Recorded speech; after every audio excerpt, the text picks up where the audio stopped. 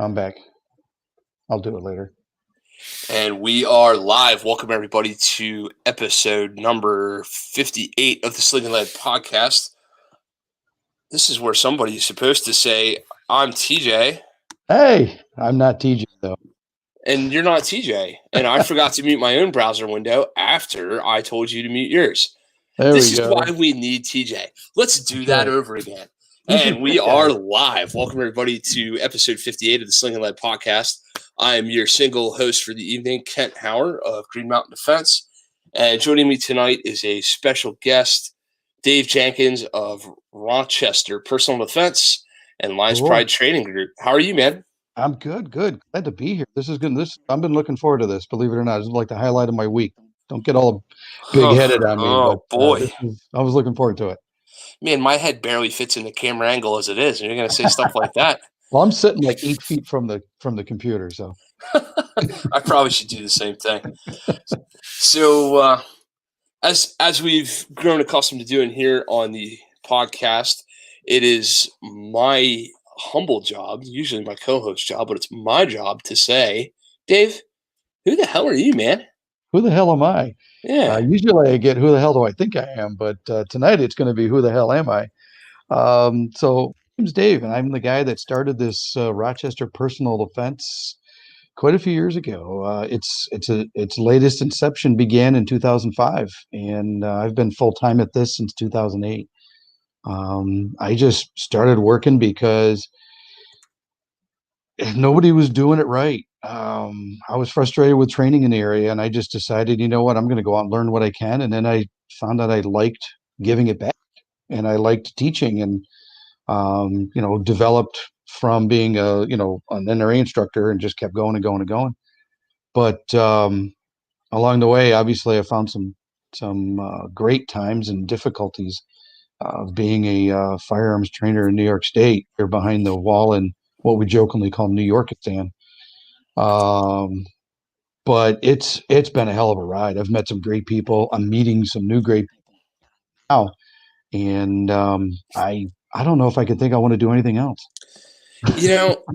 Being a firearms trainer in New York seems an awful lot to me like being a stand-up comedian in Saudi Arabia. It'd be an awful lot of fun till they found out you were doing it, and then you disappear. Yeah, exactly. It seems to me as though you've managed to do something right, because you haven't disappeared, and this is not your first rodeo, so to speak. You've been at it for a while. I've been a newbie at this. I've outlasted some guys, and I'm sure there's some new guys coming up that I'm going to run into that we'll probably figure out a way to do it better. And believe me, I'm going to learn from them, because I'm going to make sure I'm always doing it better. Along the way, I've been fortunate enough to meet and train with a whole bunch of great people. I've been through, I know you and I are fellow Rangemaster alums. I've done their instructor course and spent some time hanging out with Tom and Lynn and Tiffany and everybody. And, and then obviously recently with, the guys that I've met in the last couple of years through the Handgun combatives instructor group. Tell you, I couldn't find a better bunch of people. It's just been a ride. I can't complain. No, it's always been nice. I'd say 99.9% of the people that I have met throughout this pursuit have been, they are, right? They're the kind of people I spend my weekends with, and right, bring them into my home and introduce them to my wife and have them around my kid. And, what else could you say about a person, right? Most people that I've met doing this are quality individuals. And every time it seems like I spend a weekend either on the giving or receiving end of this stuff, I always come back with this like fraternal feeling that continues to grow. It's really nice. Right. Yeah. You just kind of look at it. It's like, man, that was a ride. That was fun. That was, I met some, did some cool things. The training that, you and I are into, and some of the guys that we've talked about, and some of the guys I know are going to be chiming in here soon. You get to that level, you get to that mindset, and, you find that just based on the fact that they're there, they almost vet themselves, right? Yep. You can just assume correctly that, okay, this guy's squared away. This guy knows his stuff. He's not going to be an idiot on the range. He's not going to be one of those guys that I'm going to have to worry about, And, then you can relax just enough to really enjoy the weekend or the class and still pick up some stuff and still walk away with some new buddies and some new appreciation for everybody else. Yeah, it's been it continues to be and has been an awesome ride. I just spent 4 days with the Apache Solutions crew, speaking of handgun combatives people, down in North Carolina, and I learned several things about North Carolina. I needed a English to North Carolina phrase book to get me through some of the conversations I was in, especially "hooter and a drunk owl." That's a phrase that will forever stick with me inside my soul. There you go. Now. See, now it's your job to spread it to the PA people, right. And then educate them. Right. I'll be forever standing on the line telling people I want another rep, going one more again. But in all seriousness, though, it seems like my life has been a interspersing of these about every month or so. Sometimes twice a month. There's one of these huge highs where I got to teach something that was awesome, or I got to take something that was awesome, and all the people you meet throughout the privates. And, God forbid, I personally have started to get some of these like, hey, that shit worked kind of phone calls. Right. And, some of them aren't, it doesn't necessarily mean somebody did a cheetah flip and kicked somebody in the face with an AR mag. Sometimes it means that they had their head on their shoulders and avoided something entirely, which is also a win. But we're really just doing inside baseball and talking shop here at this point, you and I. So let's do what we came here to do and talk about. Let's do it. Talk about firearms training in the communist republic. I don't even know what the hell to call it, New York. New Yorkistan, or behind the wall. I know what you mean. New Yorkistan. So my hat is off to you for being a true believer to the point that you've continued to put up with that nonsense and made good people gooder, so to speak, right? Yeah. Talk to us about some of the challenges and some of the things that you've run up against, some obvious and some maybe we have no idea about. Well, a lot of it, a lot of the challenges are, it's, like New York's got some weird laws. New York just, we used to say New York's gun tolerant, but it's gone from gun tolerant to we really just definitely don't like you. We don't. Our governor has said basically, if you don't think like me, get out. You can leave the state. And well, I guess they took his advice because more people are leaving the state than coming in. So yeah. The battles I've had is I've had to find ways to navigate the laws, and it's like kind of a boat in shallow water. You got to figure out where the rocks are and how not to hit them. But not only that, it's like my job, because of the laws, is a little tougher because of the continued pile-on restrictions and things. We've got we call it the New York State SAFE Act, the Secure Ammunition Firearm Enforcement thing. And we've got magazine limits of 10 rounds. We used to have a sunset clause or a grandfather clause, where if you had pre-band mags, you're good to go. As long as you had a way to prove it. But now everything's like 10 rounds, so that changed our outlook on rifle training, defensive rifle training. Now we've pretty much incorporated all platforms instead of just semi-automatic, the MSRs or the AR-15 platform or the carbines, because we have to keep including people instead of like, well, you don't have that semi-automatic ugly gun, you can't come train. Well, we had a guy in a class a while ago that brought a freaking lever action, and he was running that sucker like a champ. And it's just we got to do with what we got. There's no excuse. We can't stop, and that's kind of the way I've looked at it. Is there are people here that want to learn how to shoot. There are people here that want to defend themselves. There are people here that still need us, and that's our job. That's what we want to do, and we're going to stay here as long as we can. I've had offers to move. I've had people contact me and say, Dave, I want you to come run my training program. I want you. I've got a range. I want you to be in charge of it. And I haven't found enough reason to take off just yet. And, like the people here are still, I was born here. I was raised here. In fact, I'm living 20, 30 miles from where I was born. And it's, New York is a cool place. If you get rid of the city, New York's awesome. Yeah. Like any other state, right? Yeah. I've family in upstate New York. I can vouch for that. I lived in Vermont for a decade plus. New York was just over there, right? Yep, so right over there. You can't possibly sit here and say, "Oh, New York is this terrible metropolis," because I'd look over there and go, "Man, I'll tell you what, I would walk over there and fish that stream, but I'll be damned if I'm not carrying a gun. So I guess I'll stay right here." Yeah, and it's unfortunate that you have to think that way. Yeah. Living, everybody's, we get the same thing. Everybody's like, "Oh, you live in New York, you live right near the city." Nope, I'm like 6 hours from the city. Right. The area I live in is Western New York and the Finger Lakes, and it's probably one of the most beautiful places in the state. But yeah, we're still in New York. We're still in New York. Yep. But I tell you, it's made me smarter. It's made me know how to navigate better. The cool thing is when I leave the state and I get to go out from behind the wall and go train somewhere or go visit somewhere, it's like a feeling of relief. I can imagine that. I also can imagine that there's a Connex box full of pre-banned magazines just on the Pennsylvania side of the line. Maybe. I have no idea what you're talking about. There may or may not be a buddy of mine that has a big job box of stuff sitting in his house in the legal zone. And when and if I do escape the state, that's probably going to be my first stop. It says in white paint pen, boating accident, open with it. Yeah, I can imagine. Open in case of rioting or boating accidents.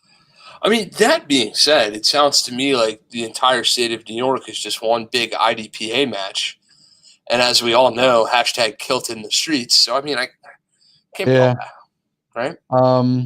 New York's, for the most part, New York's pretty good. I give you an example. When the SAFE Act was passed, they had a 1-year time frame for everybody to register or get rid of the guns that were deemed as assault weapons.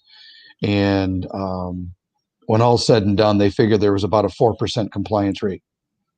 So we kind of went, yeah. We still got a streak here. So it's not, everybody thinks we're all a bunch of sheep up here and we'll just do whatever the governor says. But man, nope, not entirely. No, like most things, nobody wants to be told what to do with their lives. That's kind of a FU comes to mind. So we're Americans, we didn't like all the taxes and we didn't like the oversight. So we kind of kicked those guys out. And, now we don't like some of the other stuff. We're going to start kicking some other people around. Hey, man, listen, the Tree of Liberty, needing refreshed, all that stuff, Federalist paper. I don't know. Read some shit. That's all I can tell you. Exactly. Bottom line being, if we collectively are not careful, we may find ourselves in your position. Oh yeah. And one of the things that always gets bantered about that I hear, just go post on the internet in some place where guns are being talked about the laws that are bad in New Jersey, New York, Maryland, Rhode Island, Connecticut, Massachusetts, blah blah blah blah blah. The list goes on. And the often repeated Trump, is just, well, just move. Yeah. What? Yeah, just move. Sure, I'll give up my entire family, our heritage, our livelihood, the farm, sometimes literally, sometimes figuratively, right. And I'll just give this all up. And the problem is we're going to end up like 40 days and 40 nights wandering around in the desert looking for where to go to next. Because if we keep taking that attitude, and also, damn it, if we don't need people like yourself who are representing well, who are still fighting the good fight. So this sounds like a stupid question, but I'm gonna have to ask it anyway. Fire off. Are you having to train with 7 rounds and mags? No. 10. No. 10 is our limit. 10's our limit. The good thing is, check this out. I get better at reloads than those guys with those 15 and 17 round magazines. That's what I tell everybody when I head out of the state. Okay.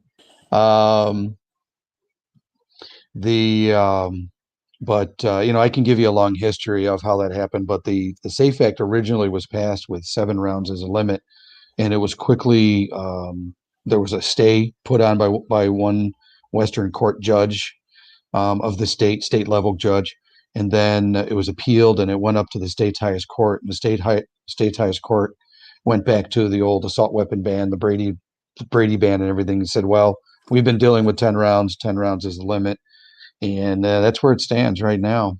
We tried to get it overturned.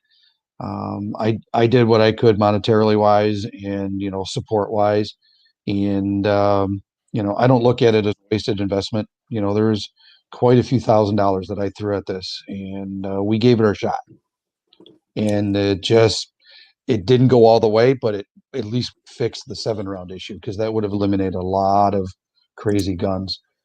Yeah, I mean, it is what it is. We have to deal with it for now until we can find a way to fix it. Yeah, I guess it makes the case for a real nice 1911 now, if nothing else. Yeah, exactly. Yeah, we're going to quickly become a sub caliber and mid-sized gun state, as all those full-size pair ordinances were going to go away. Yeah, man, I don't know. So I Yeah. have 2 questions from the chat. First one being, is the New York reload still a thing? That actually was coined by a bunch of, from what I hear, a bunch of detectives out of New York City, where they were carrying like multiple 5-shot revolvers and small caliber like 32 pocket guns and everything. But we joke about it. We joke about doing a New York reload. We do joke about having 2 different guns. But I tell people, it's like, in the civilian mode, you got to be able to articulate why you're carrying multiple guns in the first place. Some people aren't going to understand it. But the thing with the 10 rounds is enough. But basically, what I do is I end up carrying more mags. Instead of those 2 extra mags, I might have a third on me just to augment the rest of the deficit I feel. And yes, it sucks. It sucks to not be able to load up that 15-round mag in my Glock 19, or that 17-round mag, or whip out those 33 rounders that I inherited from one of my old jobs and still have. But you know what? We're doing fine. Like I said, it's not a joke. We get better at reloads than some of the other guys because we're doing them a little faster than you have to. So it works. Yeah, for sure. I just looked lovingly at my G34 with 20 rounds in it. I just looked over like, I love you, baby. It'll be fine. It'll be, shh, Daddy won't let nobody touch you. It'll be fine. Yeah. Anytime I get up to SIG, and one of my friend instructors up there, he'll pull out one of those 320s with those 25-round mags, and it's got that extension on the bottom of it. And he goes, "Here, Dave, I know you really want to shoot this." And I'm like, "Well, dude, it's your ammo." He goes, "Actually, it's SIG's ammo, but have fun." Yeah, right. Yeah. Yeah, it's a chore, but we find ways to make it work while we're still fighting the fight. Yeah. So, man, the chat's fired up now. Thanks, dudes. Oh boy. Welcome. I love an active chat. That's awesome. Ignore that Don Palmer guy. He's just, No, he's the tactical troll, or the tactical gnome. We don't ignore anybody here on the Sling'N Lead podcast. No. Don's a good dude, and I saw Danny was in there. So Dan wants to know about dudes being afraid to get reported for using non-legal gear in a New York class. You want to touch on that a little bit? What we do is, when we put out there in the classes, we tell everybody that all your material, all your gear that you show up with, has to look, has to be legal. All right. We look at it this way: it's not on us to enforce it. We're not the mag police. We're not the gun configuration police. We're not going to check out your AR if you're in a rifle class. We're not going to look to make sure it's got all the bells and whistles that New York State requires, because it's on them. It's really on them. Other good saving grace is all but about 6 or 7 of the sheriffs in the 62 counties in New York State are very reluctant to enforce any provisions of the SAFE Act unless you're already committing another crime and or thrown in their face. Right. So, for the most part, enforcement is only done if they really need to, or if another issue creeps up and they just say, well, we got to do it. It's just the way it happens. So that's the good thing is the sheriffs don't want to do it. Our stateies up here, they're like, look, guys, don't make us do anything, and we're not going to worry about it. We're not going to look at it. We had I don't want to get too deep into it, but we had a little bit of an incident a couple weekends ago, and not us personally, but there was one locally, and the stateies had to come in and started an investigation, and everybody was worried that they were going to start checking gear and looking at other stuff, and that didn't happen. It was a gamer course, and those guys are showing up with all their high capacity stuff, full capacity race guns and everything, and I got it right from the guys that were there. They're like, nope, they didn't look at anything we owned. They just wanted us to just case the guns up, get them into gun bags, and get them off the range, and then put them in their cars and walk away. So it was good. Are we worried that someone's gonna blow anybody in?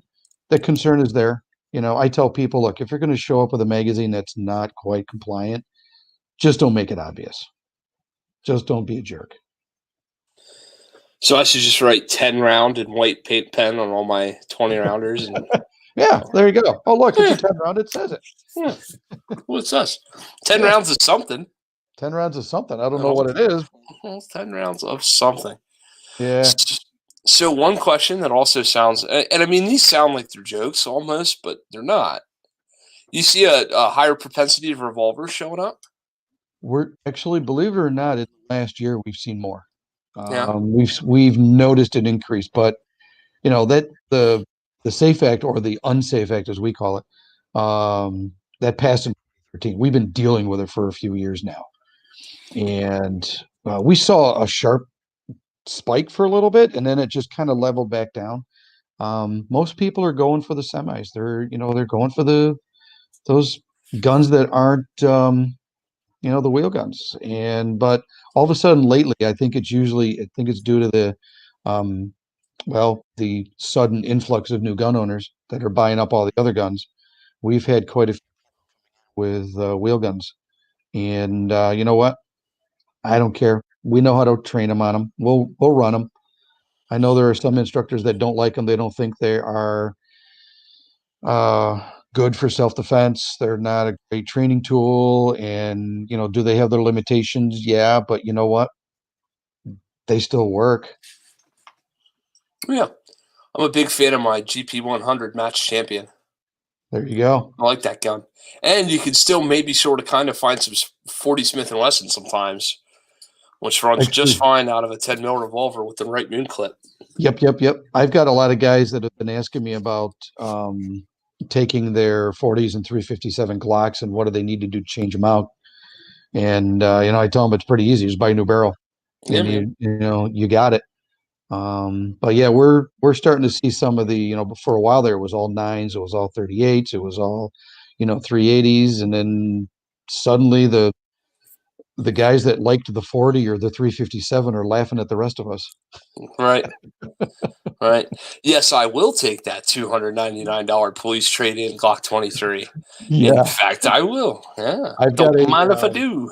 I've got a couple 45s. Actually, I got like 5 of them. A couple Kimbers and an old Colt, and I've got a couple Glocks, and I've got a bunch of 45 laying around that if I start running low on my 9, I'm gonna have to break out the big metal one and start playing with that thing.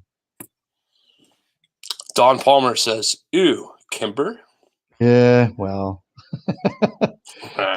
they're like the supermodel. They're high maintenance. You gotta take care of them. You got to make sure they're clean. You got to, you can't, they like to be treated well, and then they run great, right? No, they're like the queen of the trailer park. Pretty on the outside, but all messed up on the inside. There you go. Oh my God. Besides the New Yorkistan stuff, yeah, what do you focus on primarily in your training? What is if somebody's going to sign up for a Rochester personal defense course, what should they expect? They're going to expect a down-to-earth, absolute truth of how firearms work, what skills work, what doesn't work if they ask, and we're gonna have fun teaching them to do it. Um, we don't make we don't make anything up. We don't, like try to look cool. As most of the guys that know me, it's like I've got a very minimal Instagram, presence. I just don't have time for all that extra stuff I got to do. I need somebody to follow me around and take pictures of me and then post stuff up with really cool sayings and a bunch of hashtags. But I just, I want to spend my time training. People that show up, they know they're going to get a reliable bunch of trainers. We're going to be approachable. We're not going to make them feel stupid if they ask a dumb question. We're not going to make them feel like they're newbies, even though they are. We're just gonna teach them, and we're gonna make sure that they enjoy it. Awesome. Yeah, we'll take them anywhere from basics all the way up to wherever they want to go. They want to get into concealed carry tactics and the fun stuff. That's okay. We got it. It's also my understanding that you're one of 20. Is it one of 20 or one of 19? One of 19. I got corrected a while ago. Okay, I keep saying one of 20. Did y'all push somebody off the mountain, or what happened? And I thought it was one of 20. Well, we were supposed to be 20, and at the last minute, the one guy, he had one of his family members had a health issue, and he couldn't make it, and Dave didn't have anybody he could replace at the last minute. So, gotcha. And it just worked out that we have 19 plus Bucky, with the handgun combatives guys. So Bucky makes our 20.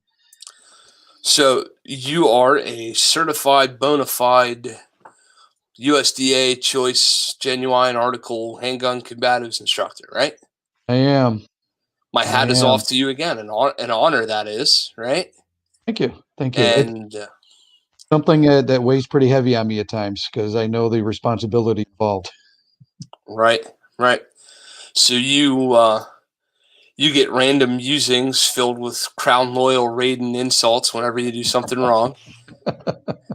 And you get an approving nod of the head when you do something right. Is that about pretty much? Yep. Okay, fair enough. Can you tell? Dave's actually been on this show, though it's been quite the while.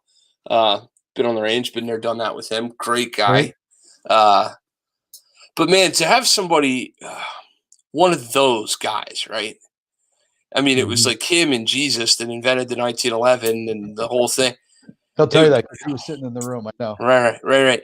But in all seriousness, somebody of that caliber, terrible pun, an originator in the training business, somebody who's pushed the envelope to where it is today. Not push the envelope in a bad way, just to further the business. Somebody who's been famous for having the training community expand out into the civilian sector, et cetera, et cetera. Mm-hmm. To have a guy like that look around the world and go, let's see if I can find anybody. Dave, come here. Right? That must be quite the honor. Do you want to talk about that experience a little bit? I think he needed to fill that last seat. I don't know what happened, but I got in there somehow. It was a hell of a week. And we've actually had an update too. So it's been realistically our growth as the team and becoming a handgun combatives instructor. It was 2 weeks of involvement, and it was, Dave busted my balls, posted my quick afterthoughts right after the day we got done, or I said it was probably like one of the top third toughest courses I've ever done. And of course he kind of busted chops really hard. And I've since revised that because I've done some pretty good courses and some really intense stuff. And in the handgun combatives end, this was the toughest instructor credential I've had to achieve. There's no bullshitting around. It was the toughest one I've had to go get. We all went into this with no guarantee of success. We all put up a good chunk of change to do this. We all had to dedicate. I had to pull myself out of my business and my life for, a week to sit there and just try to absorb as much as Dave could give us in that week. And, I got done with that week and I'm like, man, I want more. I want to do more.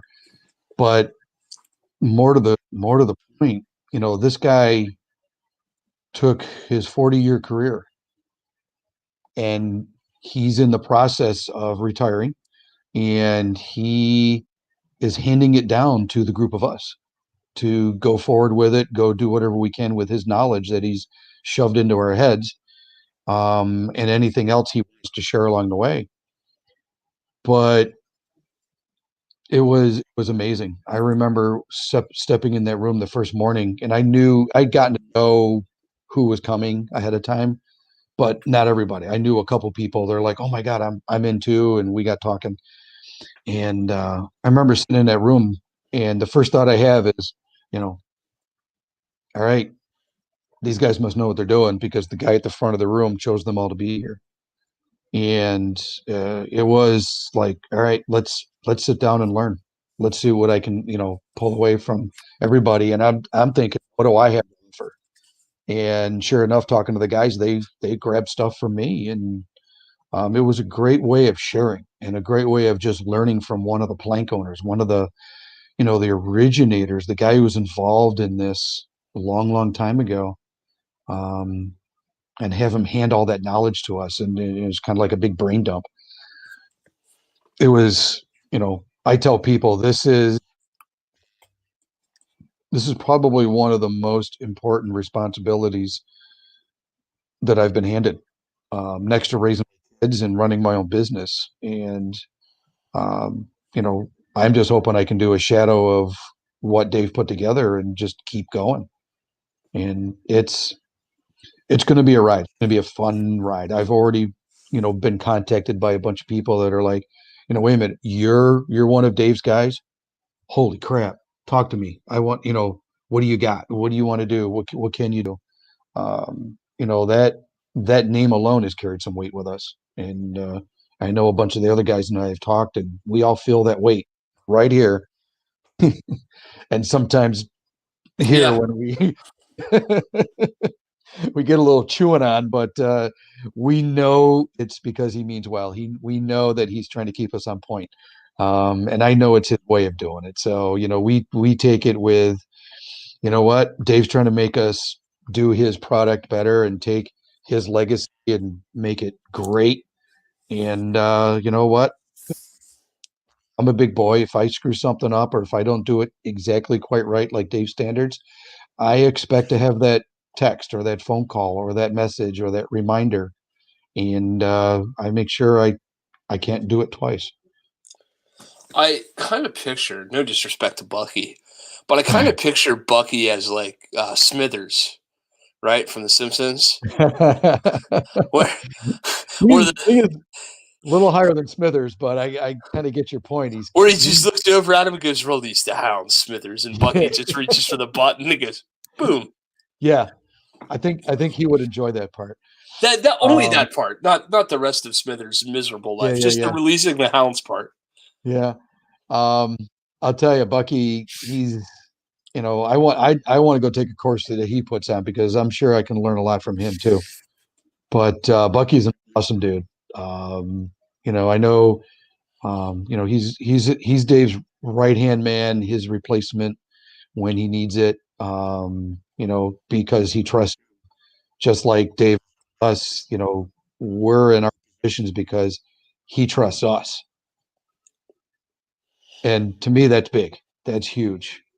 Again, to have somebody with that wealth of knowledge and that reach to sign off and say, I trust, Tim Kelly, I trust Eric Tweet, I trust Dave Jenkins, I trust all of these guys with my curriculum. I can't think of a better badge of honor right there, and a big giant feather in my cap that weighs about 4,000 pounds. That's neat. So how many handgun combatives courses have you put on so far? I think I've done about 6 or 7, maybe Okay. 6, maybe 6. I've already got a couple planned now for next year that people have contacted me. Depending on travel restrictions and plans, I might be escaping New York is staying in the end of March to go down to the Orlando area. I've got, they contacted me and um, they wanted me to come down through a contact that I knew who found out what I was able to do. And he's like, no, you got to have come down. And they got a hold of me and said, well, we hear you can do this. So I don't mind doing a little traveling. Much as Dave tells us it sucks, I'm still willing to figure out how much it sucks at some point. I want to go meet some people. I want to travel. I want to have some fun. So Ashton Ray said to me that you're not an expert within 20 miles of your own house. And if you get 20 miles away from your own front door, I'm paraphrasing this, but then all of a sudden you're an expert somehow. So it's interesting that I keep finding that to be the truth. I can see that. So do you? And no, I'm not trying to put you on the spot or whatever. Do you prefer to teach the HC curriculum, or do you prefer your own stuff? It's kind of a balance. I guess you would say it depends on the day. Fair enough. I came to the handgun curriculum or handgun combative curriculum later than I wanted to. I have to admit that.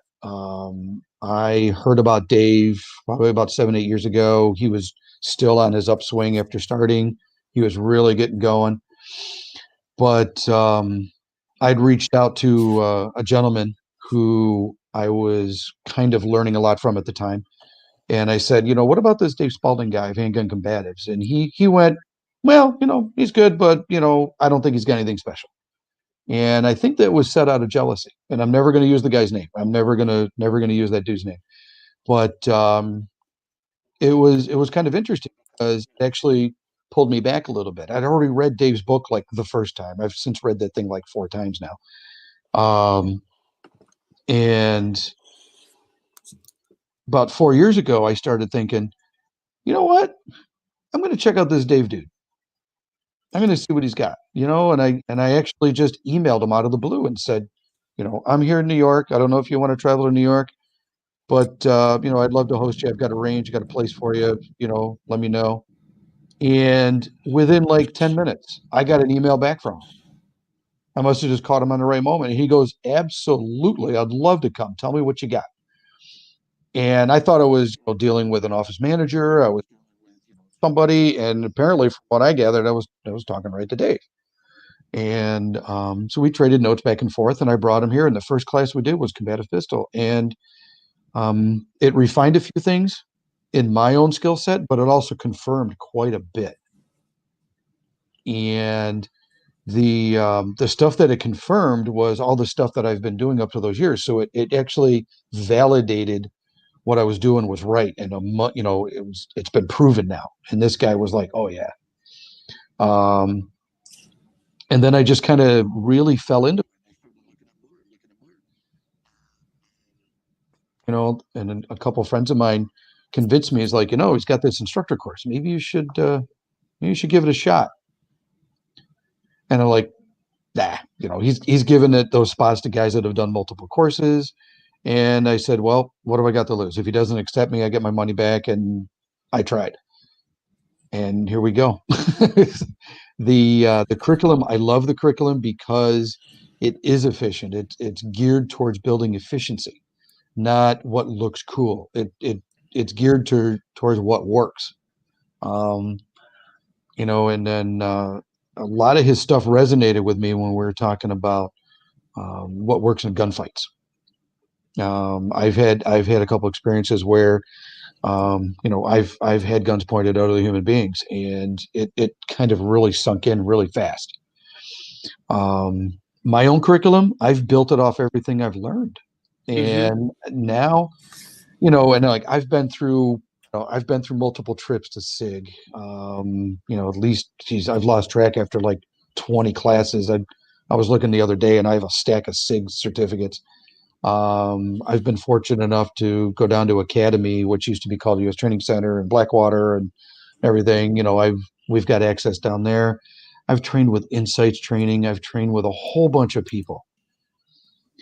And I just, sat there and said, let's put this all together and make it make sense. And then when I discovered the handgun combatives methodology, it just made more sense. It took what I was doing and I was able to evolve it. We actually made changes in my own curriculum after that first handgun combatives course. Awesome. It was, yeah. And it just works. People were asking me the other day, it's like, well, do all of your instructors teach the handgun combatives methodology? No, because I'm the certified guy that can teach it. But I've shared some of the skills and some of the refinements with them, and they are starting to pass that on with the students that show up too. So, yeah, it's affected it. It's working. And, I can't imagine where it's going to go from here, but I think it's going to be a riot, the next evolution. And who knows what that's going to be. I mean, I do. It's going to be Star Wars laser ray guns that you can set to stun. We're gonna have to train people for the Space Force. That's what we're gonna have to do. You didn't get the memo? That came out in the most recent Rangemaster newsletter. Glock is making a ray gun. It's a thing. Yep. Yeah. It'll be what it'll be. I'm up for travel courses for the Space Force training. I'm in. Count me in. Let's go. So, it would really be nice if you could just stun them. Yeah. Well, but also, I know. That's right. Bad guys are bad guys. I hate to say it, but they're bad guys. And, we used to talk about when we were getting into training, it's like, you can't worry about the bad guy once they try to attack you and take your life. You have to win. You have to live. There's no second place in this. There's no second option. And if you want to play to a tie, it ain't gonna work. No. Nope. I don't want to tie. I'm helping Don out there. I just saw his comment. There you go, Don. Oh, I missed the logo. What was the logo? It's the handgun combatives. Oh, yeah, there you go. So let me switch gears with you for a minute because I caught something that you said, and I wonder if I could go a little deeper. You said you changed some stuff about your own curriculum after you came back from handgun combatives. Yeah. You mind sharing an example? Well, the biggest one that I discovered, when I first started shooting, I was a slide lock disciple. All right. I was always using the slide lock because I had the guns that would support it. When I started going through, when I discovered the world of Glock, I always put the extended bump on it because I wanted to use that slide lock and slide release. I wanted to get that going because that was my thing. And then I got into some other curriculum where we were taught the over-the-top method, pull back, that power stroke thing. And for a long time, I used that. And then when I started seeing, the videos that Dave was doing, I was looking at this, what I thought was weird for a minute. And I was like, why is he turning the gun that way? Because what are we all taught about turning the gun out here, right? Gravity, let the empties go out, let your ejection port. And I started looking at that. I'm like, wow, you turn this thing in and you grab and I started playing with it on the range. I'm like, I don't know. I just wasn't sold on it because I hadn't gotten the right feedback on it. I hadn't been driven towards it. I just kind of dabbled at it. And then before Dave showed up to my spot, I said, you know what? At least the guy's going to come. I'm going to give it I'm going to give it a shot. I'm going to give it a try. I'm going to give it its due. And then I tried playing with it. And then Dave actually helped me refine it a little more during the class. And it really just kind of started clicking. That was one of the bigger ones. And then just the whole thing, we've always been in my curriculum, we've always been in that pursuit of it doesn't have to be that difficult. you don't have to work so hard to get those skills done. There's got to be easier ways. There's got to be more efficient ways to do that reload or do that draw stroke or do that malfunction clearing or to stay on target. There's just, and we always kept looking for that. And then that kind of gave me some more info to go, okay, here's more of that refinement. So we were kind of going in that direction, and Dave just kind of gave me a boost in the ass to get it going.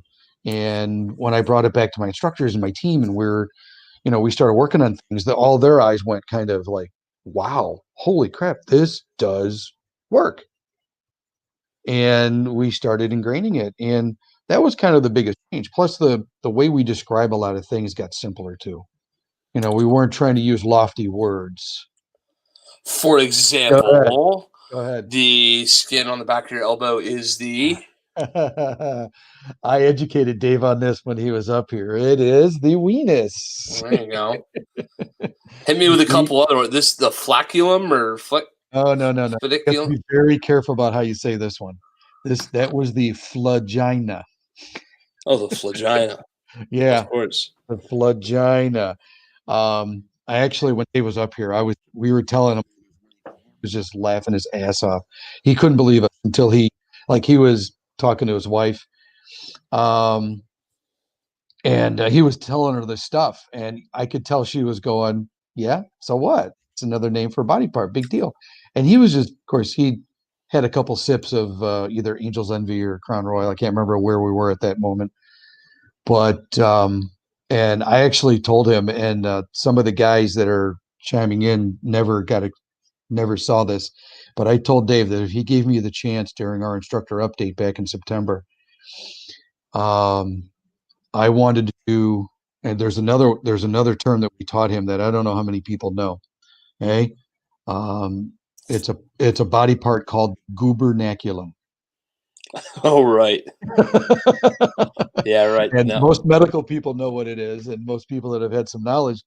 And I told him I can work all three of those into a discussion on stance and grip management if he gives me the chance. He never did. I think he didn't want to laugh so hard, because when I told him how I was going to do it, he was just about ready to. He was crying. He was laughing so much. But yeah, terminology and everything. It's like that was where he really refined that whole being verbally, visually descriptive. Just tell the people what you want to do. Don't use big words. Don't use a lot of instead of rack the slide, how about just grab a hold of the top of the gun, pull it back, and let go. That's this kind of the stuff we've been using for a long time. And some of the other skill sets, it's just like, wow, it really is that simple. So when he broke out the baby oil, at any time did your flagina become wet or lubricated? I was just asking. That was an eye-opener for quite a few people. I've done a drill like that before, but not to the extent that Dave shoved it at us during the combative pistol. But it was good.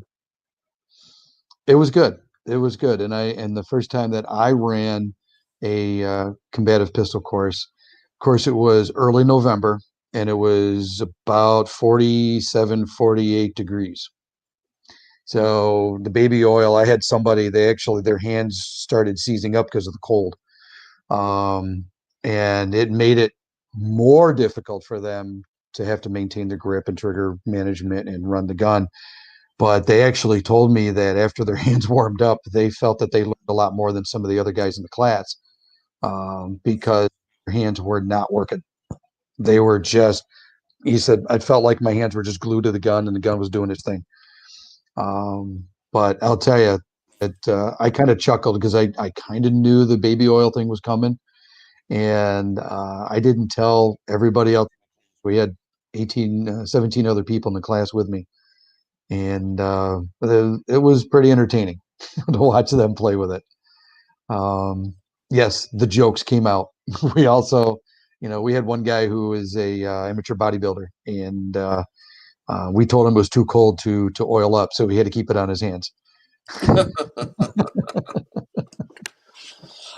Can you imagine for a moment being the TSA guy, like having to look at Dave's bag? wonder why there's well, luckily he didn't. He and Bucky drove the first time, and they brought all the gear they needed. But the last time he came up, I told him just bring the clothes you need to get there. I've got all your other gear, and he was pretty happy with that. But yeah, I can only imagine if he has to bring some baby oil to a class, TSA is going to wonder what he's got planned. Oh, look, duct tape, rope, baby oil, guns. What could possibly go wrong? Yeah, wait, what's this guy doing? See, what I'm going to do is I'm going to teach him to center their group vernacular while inverting as much pressure on the. I don't know. I can't crap. You got to get the vagina high up on the tang, and then when you get the draw stroke done, you have to just straighten out the weenus, and everything works out. See, I told you I had this all worked out in my head. I had a whole presentation set up. I was ready to go. I like it a lot. Yeah, it was fun. It is funny though. There are definitely some places you'll go and you'll hear instructors do the whole put the first distal joint of your finger on the proprioceptive side of the inverted access translateral gentle, and I'm over there like, point the thing at the thing with the things. Make sure the things aren't fucked up. Make sure they're and then press the thing and the thing will fall over. Ready, go. I actually told one guy, go grab the handle of the thing, point it at the thing that's trying to kill you, and shoot it till the thing's no longer trying to kill you. And he goes, well, why didn't you say that before? Right. And scene. Yeah. Great. That's lunch, everybody. That's right. Everybody go home now. Yeah, thanks for the money. We're out of here. So, besides Dave, what is one of the better classes you've taken in the last, 2 years? Last couple years. Reasonable. Well, just outside that window was I spent some time with Mr. Givens. Went through his instructor course. That was good because I gained a lot more interesting info about adult learning theory and training. The manual he gave us, that thing was, I still refer to that sucker. I've been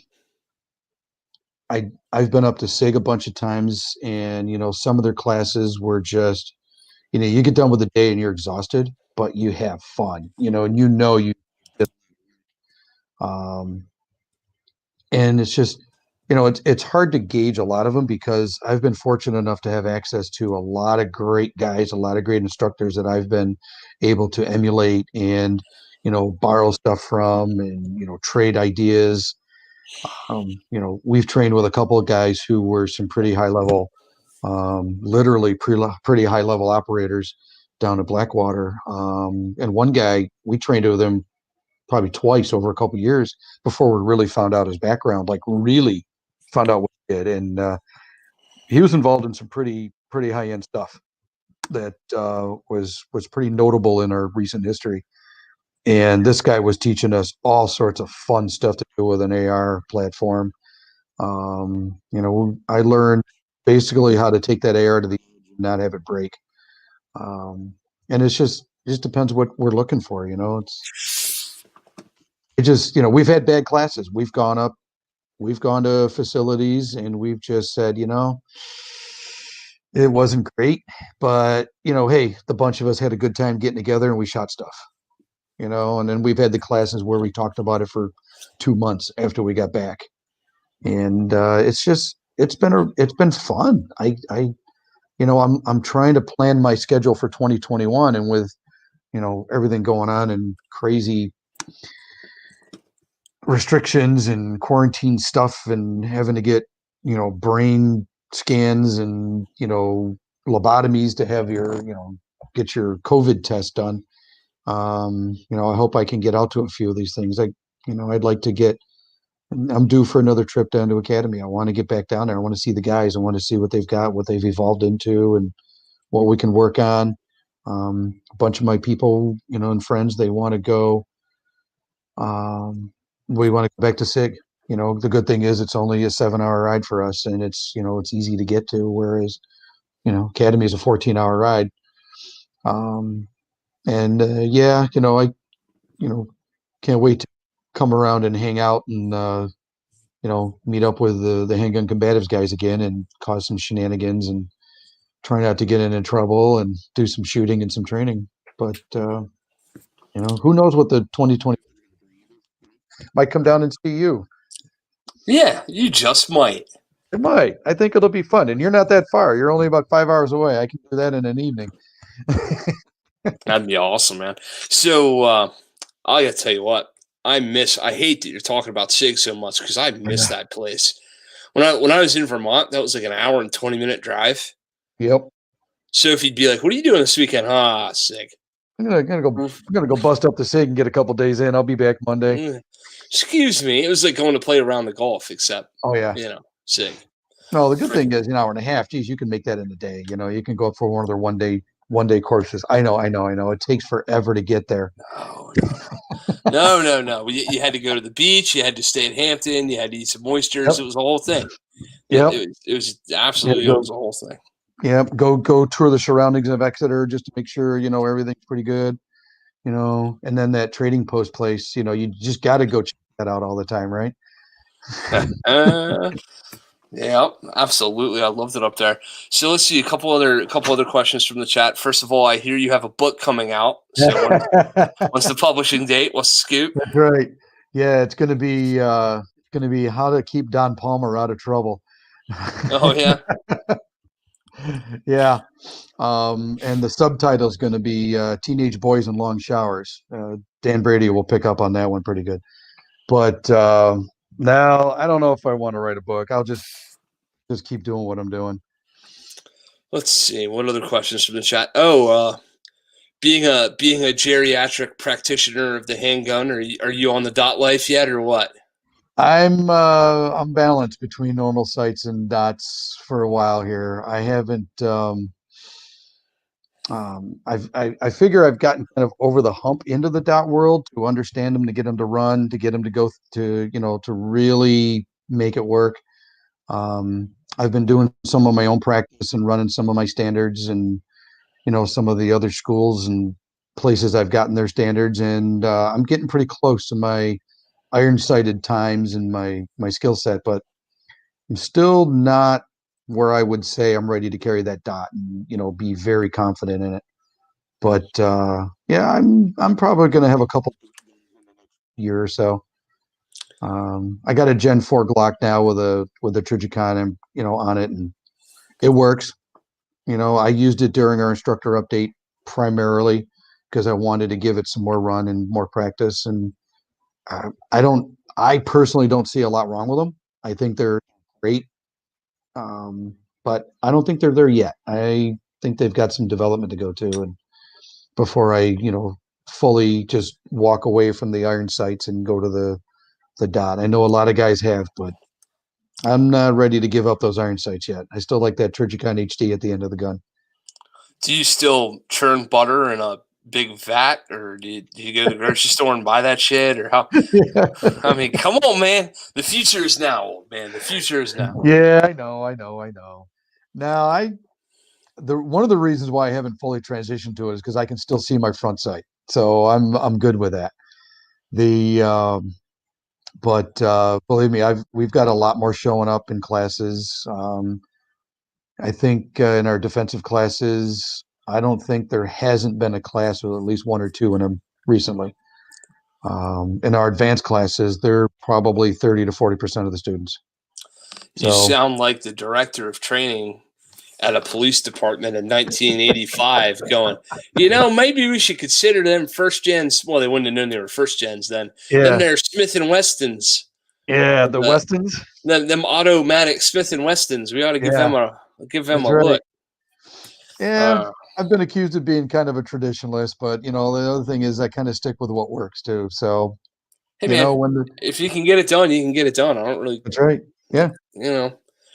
But that being said, you gotta get on the dot life bandwagon and take a class from Jedi and see what That one, he's quickly coming up to the top of my list. I've actually reached out to him, and we're playing with some dates. I want to see if I can drag him on behind the wall here, and we'll probably maybe his schedule's getting full, but he said he's got some openings late next year.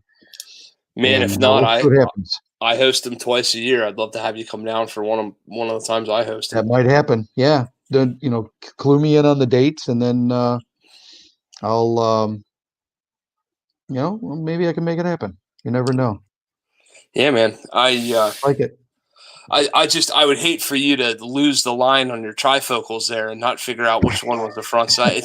It's. What are you talking about? Where'd you go? What are you talking about?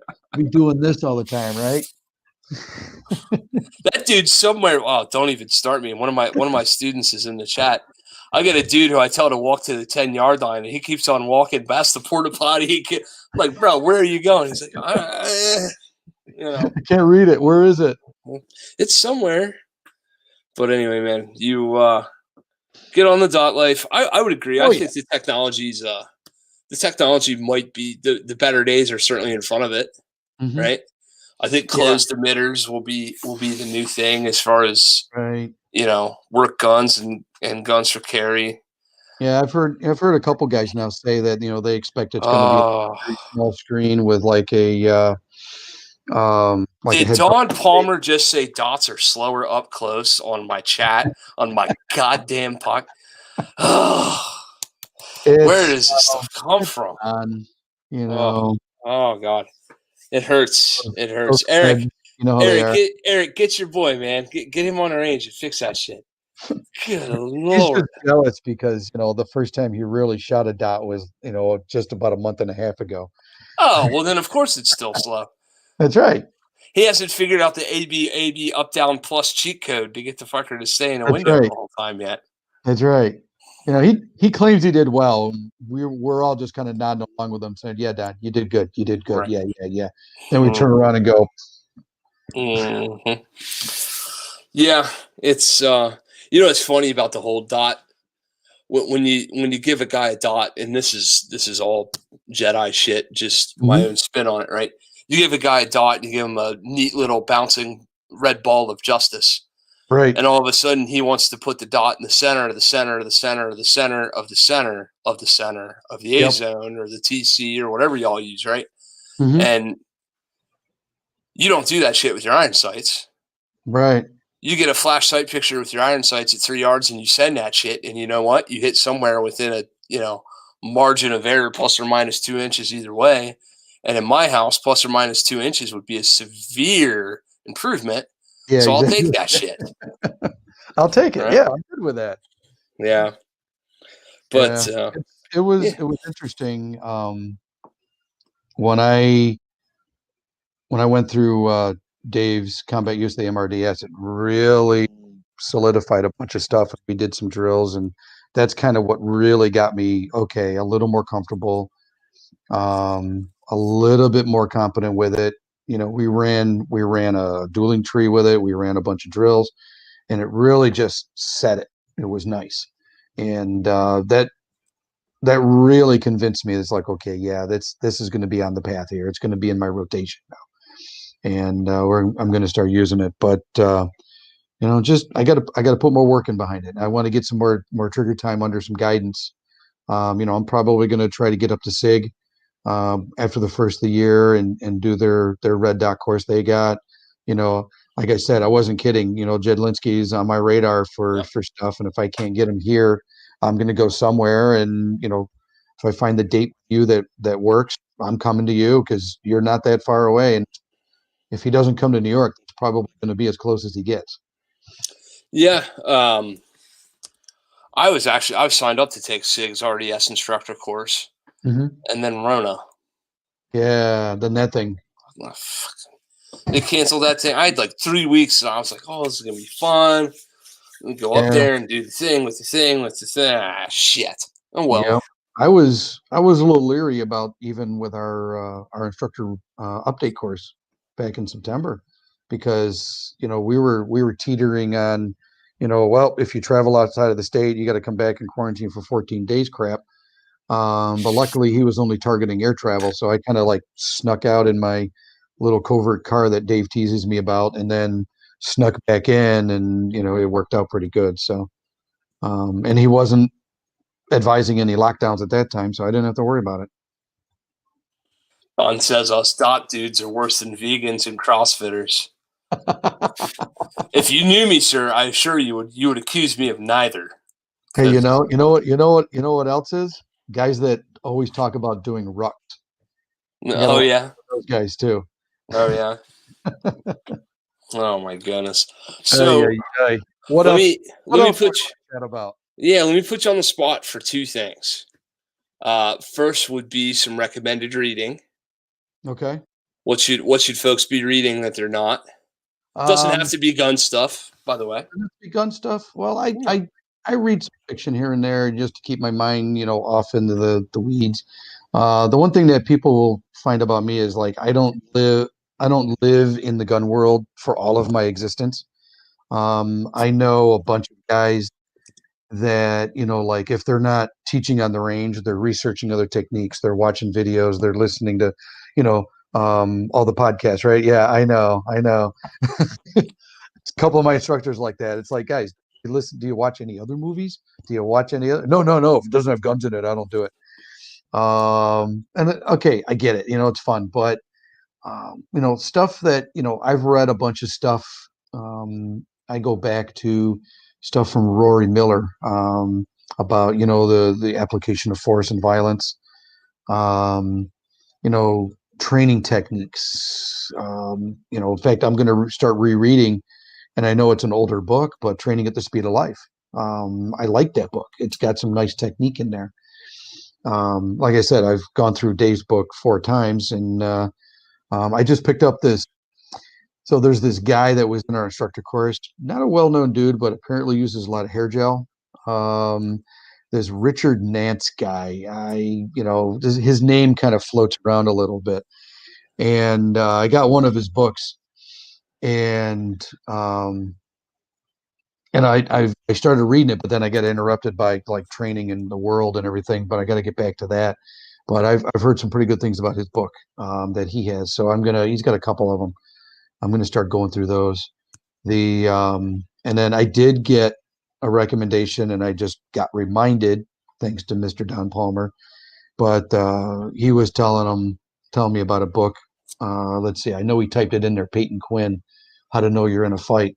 Um, that I've heard about in the past, and I do want to pick it up. I want to read that one because I think that'll help me in some of the combative classes we work with, and I can kind of relate that info to them too. But other than that, it's just let's talk. I just want to read and get my mind off the training once in a while, and that's my downtime. It's my brain downtime. And then if there's stuff I got to read, articles I got to read, I'll read stuff by Greg Ellifritz, and I'll see what he's got going on. And then sometimes I'll pull out stuff from Moss and throw his stuff up there. But and it's just quick, easy, relevant stuff that I work into. I've got a suggested reading list in one classes, and it starts off with Moss's book, In the Gravest Extreme. Yep. And then we get into Thank God I Had a Gun by Paxton Quigley, and then there's a whole bunch of other ones we throw down there. And then what's his name? That lieutenant colonel guy retired. Geez, I'm drawing a blank on his name, and I shouldn't be. Dave Grossman. Oh, I was going to say. Oof, that was a tough one. You're talking about On Killing? Yeah, On Killing on Combat. I tell people, if you just got to read about this stuff to understand the criminal mindset and how violence happens, in order to understand how you can, prevent it or avoid it or win against it. So, but, don't have a huge reading list for stuff like that. If I find one, I'll read it. I'll keep it in. I'm looking across my dining room at a library of Bulletproof Mind, On Combat, and then there's Hawaii, the big island right next to it. Hey, so it's kind of all over the place. And we have, let's see, what's the other one? Deadly Force. Look at that. You got a little library sitting up there. Awesome, man. So that's put you on the spot number one. Oh. Put you on the spot number two is I would like for you to pick a charity, sir. Pick a charity. Yeah. Well, does it have to be local, or does it have to be? All the man said was pick a charity. You do your thing. What do you want for a charity? Charity. Well, we've got one here locally that's really cool. It's the actually we got a couple of them we worked with, but there's one called Gilda's Gang here in Rochester that's pretty cool. Can you spell that? Gilda. Gilda's Gang. Gilda's Gang. And what do they do? They are, I'm going to give you the right, I'm actually going to look it up right now. I'm doing that. You tell me what they do and I'll look them up. There you go. All right. Gilda's Gang. It's a nonprofit. What they do is there's a couple of them. I got to make sure I get the one. Where are they? Gilda's Club Rochester. Yeah. Gilda's Club Rochester. It's for kids that are dealing with cancer, moms that are dealing with cancer. And then we have it's changed name a bunch of times. It used to be called the Sojourner House. Then it was the Willow House, but it's a women's self-defense shelter, and they do a lot of nonprofit stuff. And we've actually been fortunate enough to have some women that have come through their services come to us for self-defense training because of the abuse, both mental, physical, and emotional that they've had to suffer. And we've been able to, I guess, produce a positive outcome in their lives in conjunction with the programs they run there. So it's, there's quite a few things that we get involved with. So if you had to pick one of those two, the women's self-defense or the Gilda's Gang, which would you go with?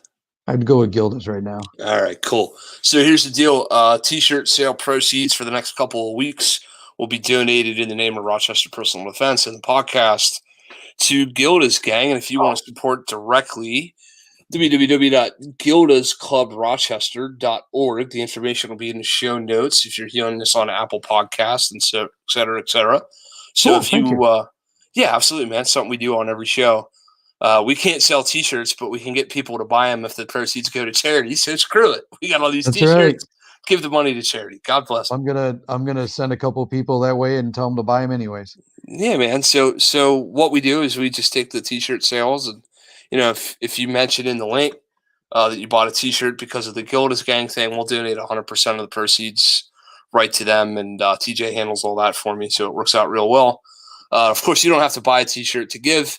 www.gildasclubrochester.org, and that information will be below in your show notes. So I appreciate that. That was a nice surprise. Thank you. Yeah. We can always tell that people don't watch to the end when they're going to be guests because nobody knows this was coming. So it's perfect. No, we've gotten like 15 people in a row. So yeah, there you go.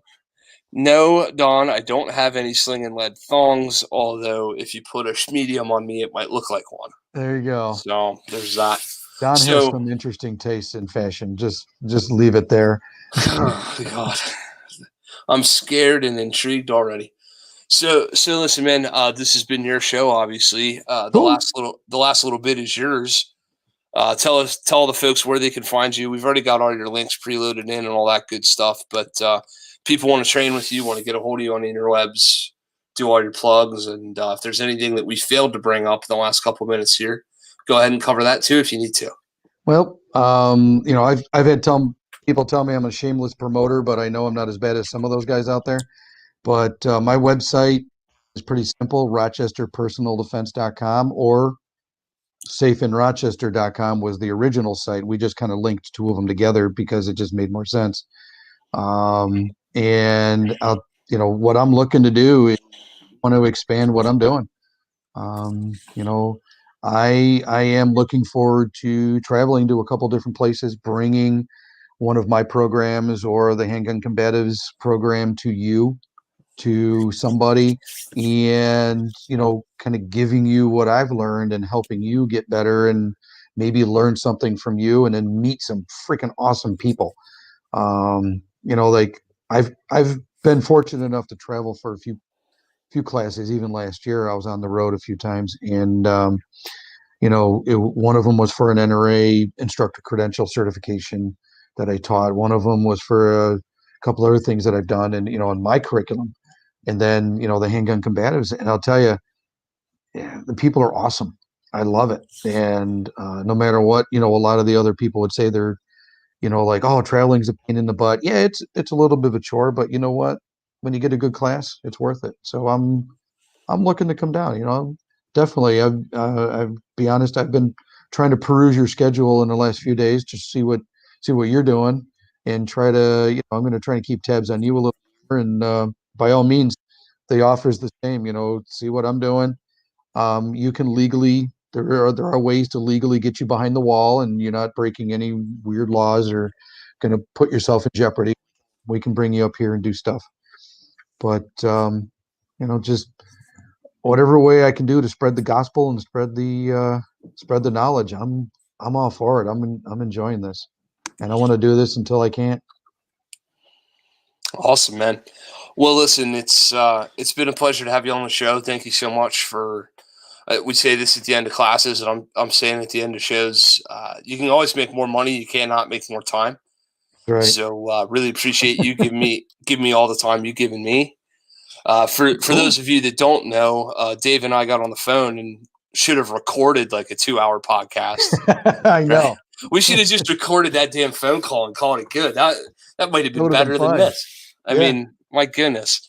I really appreciate all the insight. I appreciate the active chat. Thank you, the Goon Squad from the HC crowd that showed up here, and some of my alum and some of the guys from some of the other episodes always swing through. So that's cool. To those of you who are listening on podcast here in a couple of days, if you want to see the video of our ugly mugs, the show is posted on YouTube and that's available.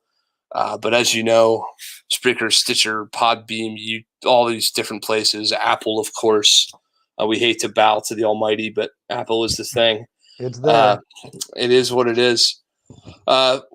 We wouldn't be able to do what we do without the support of a couple different folks. Number one is your support as the listener. This kind of sounds like freaking NPR or some shit. I'm sorry to have to say it, but it's the truth. But it's true. So the way you do that is to go buy some gun stuff. And it just so happens that if you use our link, which is in the show notes below, you can go buy some gun stuff from some of our quality affiliates. And a little piece of that comes back to us in the show. And no, I don't know where the ammo is. Stop asking me. I have it in my basement. No, you can't have any. Leave me alone. Yeah, not much better here in New York either. Oh, God. So that being said, greenmountaindefense.com/affiliate-links is where that can all be done. And again, it's in the show notes. Our friends at Head Down Firearms, check them out. Merchandise on Teespring. Like I said, we donate the proceeds from that stuff from episode to episode. Teespring.com/store/Sling'N podcast. Hit us up on Subscribestar. Of course, I'd love it if you come to any of my classes. God forbid. I point things at things and press things, and things fall over sometimes when I hit them. So that's really nice. greenmountaindefense.com/training is where you can find all that. Our hosted classes are there, and the stuff I'm teaching is there. Pumped to be doing another sold-out handgun fundamentals this weekend on Sunday. And we're just going to keep on cranking them. I don't care what the governor says. Shooting is an essential activity. Right. I just don't care. It's going to keep happening. It is going to be what it's going to be. What's more essential than the Second Amendment? It's tough to get that beyond the First. No, it's not for nothing, but I never asked permission to start a business in the first place. Leave me alone. That's right. So that's my idea. Yeah. Hands off. Yeah. That's that whole Obama quote, right? You didn't build that.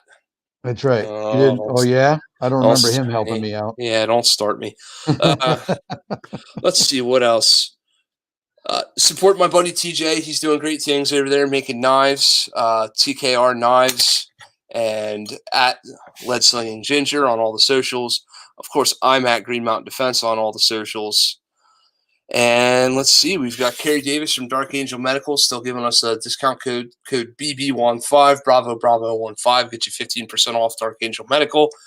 If you're not carrying medical and you're living the gun life, you're effed up like a football bat. I don't know what to tell you.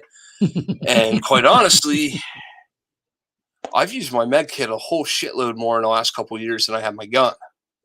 So, yeah. And there aren't any tourniquet-free zones either. Right. That's just the thing. So think about that. Do that. Buy the kit. And by the training, not for nothing. All this cool guy stuff is really cool, but if you have no idea what the hell you're doing with it, and if your tourniquet is still in its plastic wrapper so it doesn't get wet, bro. Mail it to me. I'll do something with it. Yeah, Lordy, Mail it to Ken. Lordy, get you some help. Let's see. Always interested in having new folks on the podcast. If you think you might be a good fit, there's a bunch of people in the chat who would be pretty cool. Oh my God, Dan Brady! I'm still 0 to 19 on CPR. Fuck me running. He's the kind of guy who probably blew the head off the CPR dummy when he did it in training. Right. Oh my goodness. But that being said, slingandleadpodcast@gmail.com is our inbox. So if you got something you think we should know about, if you want to talk to TJ or me, we both monitor that box. And if you want to be on the show, if you're a quality firearms training individual, if you're a teacher, or if you're making really interesting quality gear or something like that, we'd like to talk to you. But really trainers first, because I like talking about this way more than I do gear in the first place. Yeah, there you go. Hit me up. Let's do that. And above all else, man, this is something I continue to do. But if you can't make it to me for whatever reason, make it to my friends in the training business. Go see Jedi. Go see Tim Herron. Go see Phil Groff. Go see Sam DeSimone. Go see Ashton Ray. Go see Tim Kelly. Go see Dave Jenkins. Right? If you want to know who it is, you are now. If you want to know, in all seriousness, though, the people that we trust have vetted every single person who's been on this show, right? So if you want to know, in all honesty, hey, I'm in Rochester, where do I get training? Hey, I'm in Oklahoma, where do I get training? Hey, I'm in X, where do I get training? Dude, episode 58, which means there's been 57 of these with some real quality people on them, and this has been the main point of the conversation. So if you want to know who we recommend for training, and here I am running a training business promoting my quote-unquote competitors, because rising tides rise all ships, go do that shit.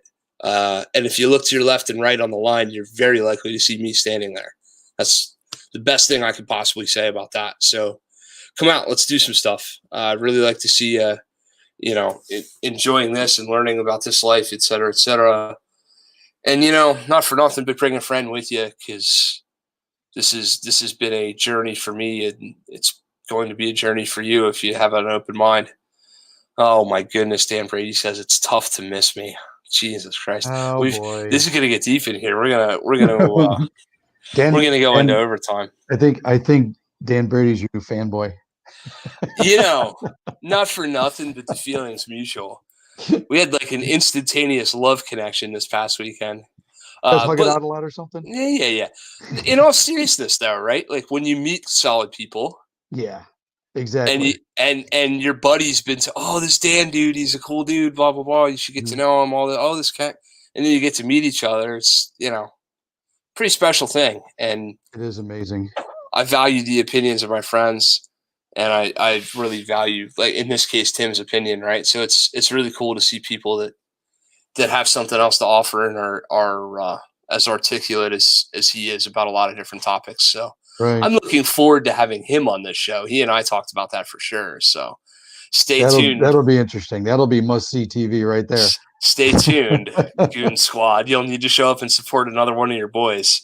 That's right. So, hey, we'll just make it, every other month we'll do another one. Why not? We'll fill your time. Yeah, man. That's fantastic. Eric's here. Eric's coming back on. Yep. We've got a lot of good.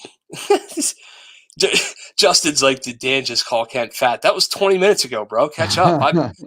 I've been fat. Got to keep up here. Oh my God.